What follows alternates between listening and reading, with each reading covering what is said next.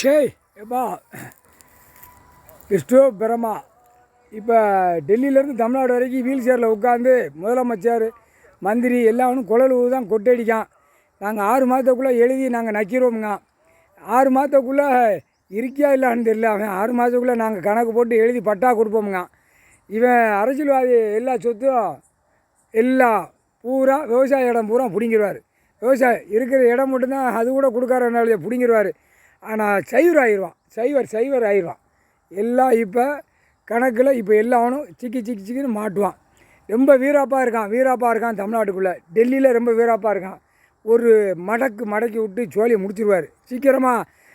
பார்த்துக்கிட்டே இருப்பார். கழுத்து வரைக்கும் நடு கழுத்து வரைக்கும் வாசிக்கிட்டே இருப்பான். அடுத்து கழுத்து வரைக்கும் வாசிக்கிட்டே இருப்பான்.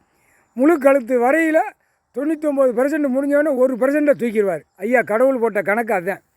எல்லாம் கோர்ட்டை அவமதித்து நீதிமன்றத்தை அவமதித்து வெளியில் நான் பட்டா போடுறேன், பவரை போடுறேன், இல்லை ஆத்தா விட்ட இடம், அப்பா விட்ட இடம், அவன் பொண்டாட்டி விரித்து போட்ட இடம்ல, அதனால் பட்டா போடுவான், பவரை போடுவான். காமுட்டா பூரா விட்டு பாழாக்கிட்டான். அவன் விவசாயம் பண்ணி சாப்பிட்டு நிம்மதியான வாழ்க்கையில் போவான். பூமி சுத்தமாக இருக்கும். பூமியை பூரா 2ஆம் நம்பராக போட்டு பாழாக்கி வச்சு, என் பொண்டாட்டிக்கு இத்தனை ஏக்கர் இருக்குது, என் பிள்ளைக்கு இத்தனை ஏக்கர் இருக்குது, என் மவாளுக்கு இத்தனை ஏக்கர் இருக்குன்னு எழுதி வச்சுருக்கான். அது பூரா எல்லாம் கணக்கு எடுக்கல, முப்போட கணக்கு எடுக்கல, இராணுவம் கணக்கு எடுக்கல, வந்துடும் உள்ள பிடிச்சி சும்மா சமட்டி விட்ருவாங்க. இதுதான் கணக்கு.